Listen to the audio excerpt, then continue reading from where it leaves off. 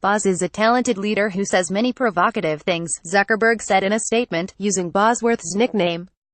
This was one that most people at Facebook, including myself, disagreed with strongly. We've never believed the ends justify the means. The 418-word memo is framed around Zuckerberg's often stated mission to connect the entire world through Facebook, which Bosworth cites as the company's ultimate and unchangeable goal, whether those connections let users fall in love, attack each other, or, in the memo's most extreme example, coordinate a terrorist attack. That's why all the work we do and growth is justified, Bosworth wrote. All the questionable contact importing practices. All the subtle language that helps people stay searchable by friends. All of the work we do to bring more communication in. The work we will likely have to do in China someday. All of it, pressure is building on Facebook chief Mark Zuckerberg. Photo, uploading. BuzzFeed noted that the memo was written almost immediately after a man was shot to death while streaming live video of himself with Facebook Live, and a few days before a Palestinian teenager was accused of killing an Israeli girl after praising terrorists on Facebook. These deaths were a prelude to a string of other gruesome and violent incidents that appeared in videos and live streams on the social network.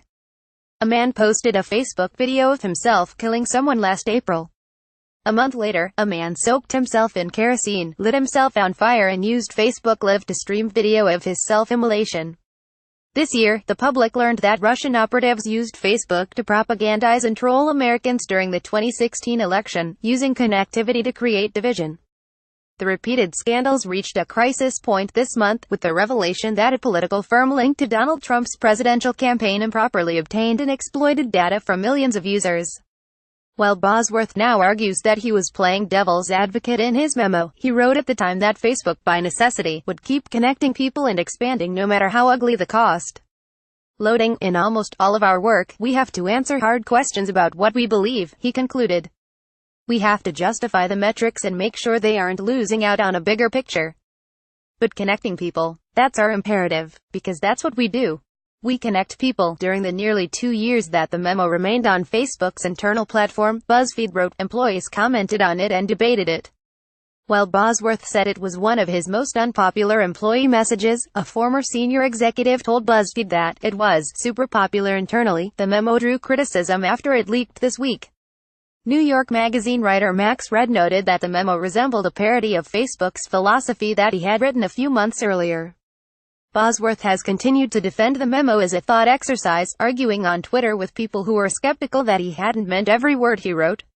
At least some Facebook critics accepted Bosworth's defense that he'd merely been trying to provoke.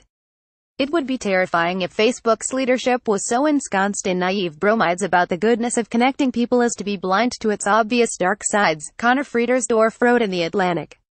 The Verge reported that Bosworth deleted the 2016 memo after learning it had been obtained by reporters this week, and then wrote a new memo to employees in which he complained about the initial leak. If we have to live in fear that even our bad ideas will be exposed, then we won't explore them or understand them as such, Bosworth wrote. According to The Verge, we run a much greater risk of stumbling on them later. The Washington Post. Facebook. Mark Zuckerberg. Social media web culture.